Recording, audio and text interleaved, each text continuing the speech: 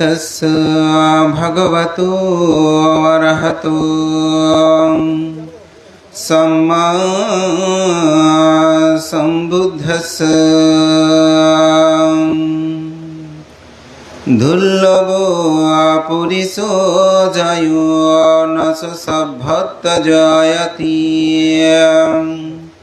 यतसो जयतु धीरो तंकुलं सुखमेधति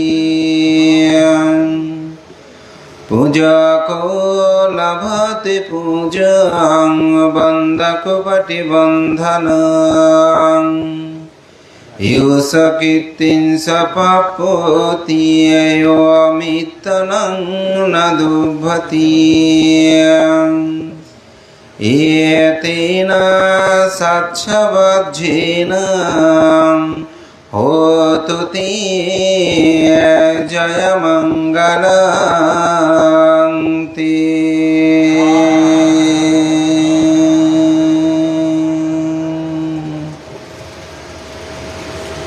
বিশ্ব মানবতার সভ্যতায় যেসব পুণ্য পুরুষগণ অতুলনীয় কর্ম সম্পাদন করেছেন, তাদের এই মহান পুরুষদের মধ্যে অন্যতম বাংলাদেশি বৌদ্ধদের অন্যতম মহান সংঘ পুরোধা, শাসন সদ্ধর্মের মানবতার কল্যাণে যিনি লেখনী কথনে বলনে আদর্শ জীবনাচরণে সমুজ্জ্বল, সেই পরম পুণ্য পুরুষ গণপ্রজাতন্ত্রী বাংলাদেশ সরকার কর্তৃক 21 পদক এবং স্বাধীনতা পদকে ভূষিত পরম শ্রদ্ধেয় দশম সংঘরাজ পণ্ডিত জ্যোতিপাল মহাতের মহোদয়ের 23তম প্রয়াণ উপলক্ষে আয়োজিত আজকের এই স্মৃতিচারণ সভা এবং অষ্টপুষ্কর সংঘদান অনুষ্ঠানের পরমারাধ্য মাননীয় সভাপতি, অত্র অঞ্চলের এই সংঘ প্রধান সংঘনায়ক, পরম উপসংঘনায়ক, পরম শ্রদ্ধেয় শিক্ষাবিদ, বাংলাদেশ সংগ্রাম বৃক্ষ মহাসভার সুযোগ্য সহসভাপতি শ্রদ্ধেয় শাসনানন্দ মহাতের মহোদয়, অনুষ্ঠানে উদ্বোধক পরম শ্রদ্ধেয় বিনয়পাল মহাতের মহোদয়, আমি সময়ের কারণে সবিশেষ নাম উল্লেখ না করে সংঘের আজকের প্রধান অতিথি, বিশেষ অতিথি, আলোচক বিন্দু, মহান সংঘের প্রতি বিনম্র চিত্তে শ্রদ্ধা অর্ঘ্য বন্দনা নিবেদন করছি। আপনাদের সকলের প্রতি আমি মৈত্রী চিত্তে পুণ্যদান ও আশীর্বাদ, পরম শ্রদ্ধেয় আজকে যাকে স্মরণ করে তার সেই স্মৃতিপদ্মে বিনম্র শ্রদ্ধা অর্ঘ্য বন্দনা ও পুণ্যদান করছি। ধর্মপ্রাণ প্রিয় উপাসক উপাসিকা বিন্দু, পরম শ্রদ্ধেয় পণ্ডিত জ্যোতিপাল মহাতের মহোদয় আমাদের সকলের একজন আদর্শের শিরোমণি। কেননা তার জীবন আদর্শ এমনভাবে বিস্তৃত, যা আজকের এই আলোচনা সভায় নয়, আমরা যদি মাসব্যাপী বছরব্যাপী আলোচনা করি তার গুণকীর্তন বর্ণনা করে শেষ করা যাবে না। তাই একটি কথা আছে, একজন সম্যক সম্বুদ্ধের গুণ বর্ণনা করতে আরেকজন সম্যক সম্বুদ্ধের প্রয়োজন হয়। আমি সেটাকে কিঞ্চিত পরিবর্তন করে যদি বলি, একজন মহাজ্যোতিপালের জীবনাচরণ যদি আলোচনা করতে হয়, আর একজন মহাজ্যোতিপাল মস্তবীরের প্রয়োজন হবে। তবুও আমাদের প্রচেষ্টা থাকতে হবে, তার থেকে শিক্ষা নিতে হবে। এই জন্যই মূলত স্মৃতিচারণ। এই পুণ্যপুরুষ 1914 সালের 5 জানুয়ারি তিনি জন্মগ্রহণ করেন সে কুমিল্লা অঞ্চলে, এবং তার পিতা ছিলেন চন্দ্রমণি সিংহ, মাতা ছিলেন দ্রৌপদীবালা সিংহ। তিনি জন্মগ্রহণের পর তার গৃহী নাম রাখা হয় দ্বারিকা মোহন সিংহ। এদেশে শাসন সদ্ধর্মের বিনির্মাণে সেই প্রচারক ধর্মের একজন অন্যতম সাংঘিক ব্যক্তিত্ব মহামান্য উপসংঘরাজ নির্বাণগত গুণালঙ্কার মস্তবীর মহোদয় যখন স্বধর্ম প্রচারে কুমিরা অঞ্চলেই তিনি বিচরণ করতেন, তার আদর্শ শিক্ষা দেখে উদ্বুদ্ধ হয়ে তিনি গৌরিক বস্ত্র ধারণ করেন, অর্থাৎ আগার থেকে তিনি অনাগারিক জীবনে পদার্পণ করে তিনি শিল্প শিক্ষা বিনয় অর্জনে তিনি ব্যপ্ত হলেন। সেই মহামণি মহানন্দ সংগ্রাজ বিহারী তৎকালীন অধ্যক্ষ মহাপণ্ডিত পরম সদ্য ভারতীয় সংঘরাজ ধর্মদার মস্তবীরের কাছে তিনি শিক্ষা বিনয় অর্জন করেন। পরবর্তীতে কলকাতায় তিনি পরম সদ্য বিনয়াচার্য বংশদেব মস্তবীর কাছেও তিনি ধর্ম বিনয় শিক্ষা অর্জন করে তার জীবনকে পরিব্যাপ্ত করেন। এই মহান সংঘ পুরোদা 1938 সালে 15 জুলাই তিনি উপসম্পদা গ্রহণ করেন। উপসম্পদা গ্রহণ করার পর তার লিখিত গ্রন্থে সাধনার অন্তরায় গ্রন্থে বইয়ে তিনি একটি চমৎকার কথা তিনি লিখেছিলেন। আমি নবপ্রব্রজিত, আমাকে সাথে করে নিয়ে যাচ্ছে একটি বিহারে, সে নৌকায় চলে তিনি সেখানে গিয়েছিলেন, সে গুমান মধ্যন, সে শান্তিধাম বিহারে। যাওয়ার সময় যে পণ্ডিতের সাথে তিনি ছিলেন, বলে যে আমি তখন তাকে উপলব্ধি করতে পারি নাই তিনি কেমন পণ্ডিত ব্যক্তির সাথে আমি যাচ্ছিলাম। পরে জেনেই লোমহাস্য হয়েছিল, তিনি সেই ছিলেন যে বিদর্শনাচার্য, যিনি মার্গলাভিহিতে হিসাবে খ্যাত সেই রাজেন্দ্রলাল মৎস্যদ্দী। এভাবে ভান্তের জীবন গাঁটাগুলো তিনি পণ্ডিতদের সান্নিধ্যে তার জীবনকে তিনি অতিবাহিত করেছেন। তিনি যেভাবে গ্রন্থ সাধনা করেছেন, তিনি যেভাবে সমাজ সদ্যমে হিত কর্ম সাধনা করেছেন, তিনি যেভাবে ধ্যান সমাধি কর্ম সম্পাদন করেছেন, তিনি যেভাবে সাংগঠনিক ব্যক্তিত্ব ছিলেন, আমি কাউকে হেয় করে আমি বলছি না। মোটামুটি বাংলাদেশে যেসব পুণ্যপুরুষগণ তাদের জীবন উৎসর্গিত করেছেন, কম বেশি সবার জীবনীগুলি পড়ার বা সেগুলো সম্পর্কে জানার প্রচেষ্টা আমি যতটুকু করেছি, তাতে দেখেছি এই পরম সদ্য জ্যোতিপাল মহাতের মতো সব্যসাচী আমি সেরকম কোনো ভিক্ষুকে দেখার মতন জ্ঞান আমার মধ্যে হয়নি আমি বলবো।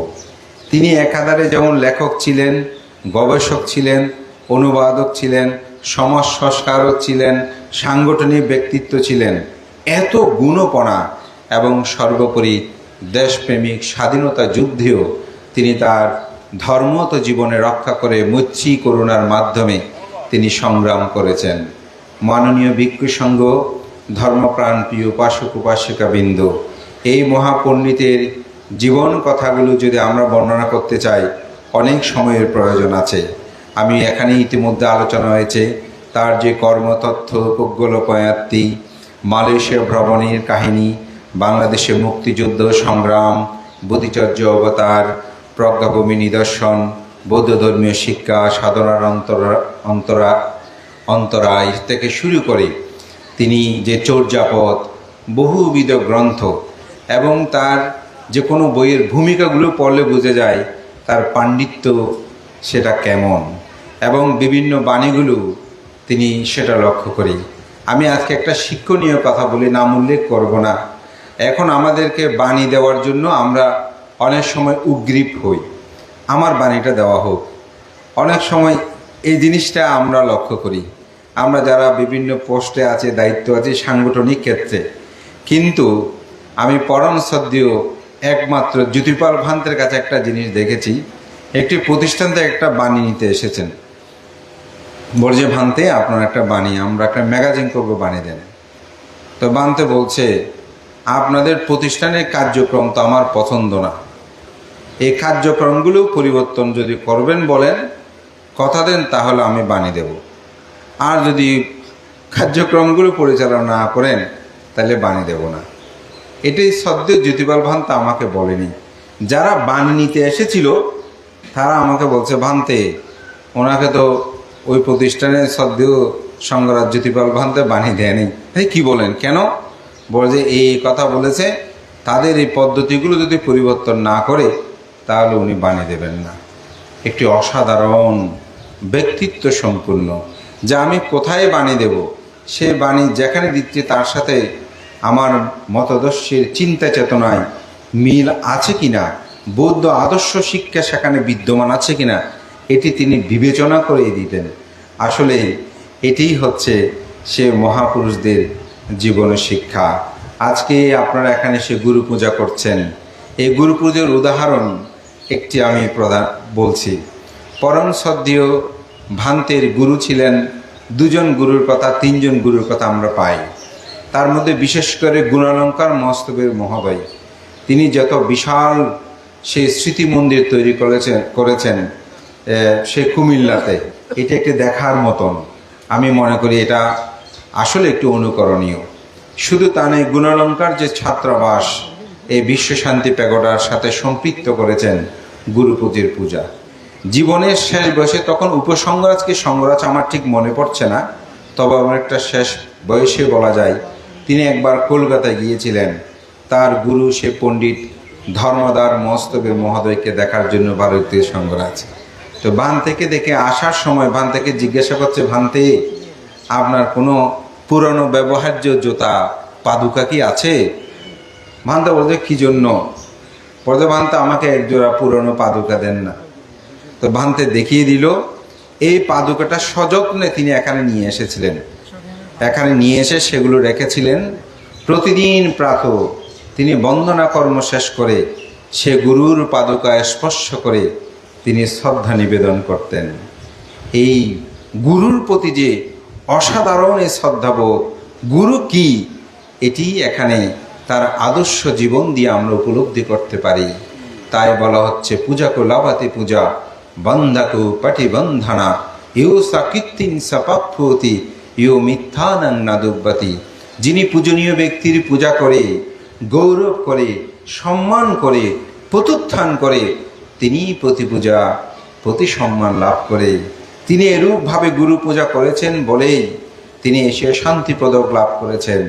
তিনি অজ্ঞমা সদ্ধর্ম যুদিকা ধ্বজ সে বার্মা থেকে লাভ করেছেন। আমার এখনও মনে পড়ে যখন 2001 সালে সে মির্জাপুরে বাংলাদেশ সংগ্রাজ ভিক্ষু মহাসভার সাধারণ সভায় তিনি যখন সংগ্রাজ পদে অভিষিক্ত হচ্ছিলেন, আমি তখন একেবারে নতুন নবীন ভিক্ষু, অনেকটা পশ্চাতে বসে দেখছিলাম। ভাতে একটা কাগজ বের করে দিচ্ছেন, বলে যে আমাকে অজ্ঞ মহা সদ্ধর্ম জ্যোতিকাদের উপাধি প্রদান করেছেন। আমরা সবাই অভিভূত হয়েছিলাম। আমি সে সময় আমার দীনজ্ঞানে এটি কি আমি সেটা জানতাম না। আমি সেই কথাটা মনে পড়ছে। এবং তিনি মৃত্যুবরণ করার পরেও 21 পদক লাভ করেছেন, স্বাধীনতা পদক লাভ করেছেন। আমার ক্ষুদ্র জ্ঞান মতে বাঙালি বৌদ্ধদের মধ্যে কেউ একসাথে এই দুটি পদক লাভ করতে পারেনি। হয়তো কেউ 21 পদক পেয়েছে, নয়তো স্বাধীনতা পদক পেয়েছে, কিন্তু দুটো পদকই এক ব্যক্তি লাভ করেছে। এই ইতিহাস বাঙালি বৌদ্ধদের মধ্যে আমি দেখিনি। কেন? তিনি পূজা করেছেন বলে। মহান সঙ্গের প্রতি বন্দনা। আমি আরেকটি গাথা ভাষণ করেছিলাম, যেটা দুর্লভ পুরিশ যায় নাস সব্বত্তা জায়াতি ইয়াত্তা সুজয়াতি দীরো তাঙ্কুলাং সুকামে দাতি। বুদ্ধ বলেন পুরুষোত্তম দুর্লভ ব্যক্তি সর্বত্র জন্মগ্রহণ করে না, যেখানে জন্মগ্রহণ করেন সেই জাতিকুল সর্বদিকে সমাদৃত লাভ করেন।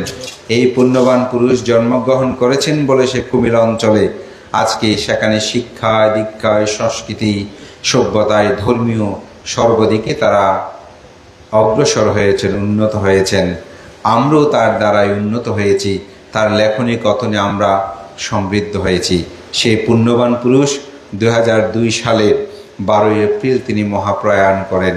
তার প্রতি বিনম্র শ্রদ্ধা অর্ঘ্য নিবেদনে এই বিশ্বশান্তি প্যাগোডা পরিচালনা কমিটি বা দায়ুদিকাবৃন্দ আজকে যে তার স্মৃতিচারণ সভা করেছেন, তাতে আমরা নতুন প্রজন্মরা শিক্ষা লাভ করব। আমাদের জীবন গঠনের ক্ষেত্রে তার আদর্শ প্রতিফলিত হবে, এই প্রত্যয় ব্যক্ত করে মহান সঙ্গের প্রতি বিনম্র চিত্তে শ্রদ্ধা অর্ঘ্যবন্দন নিবেদন করে আপনাদের সকলের উত্তর শ্রীবৃদ্ধি কামনা করে পুণ্যদান করে পরম প্রয়াত সেই মহাপণ্ডিত জ্যোতিপাল মহাতেরোর প্রতি বিনম্র শ্রদ্ধা অর্ঘ্যবন্দনা পুণ্যদান করে আমার নাতি দীর্ঘ স্মৃতিচারণ ধর্মকথাখানি শেষ করছি। জগৎপ্রাণী সুখী হোক।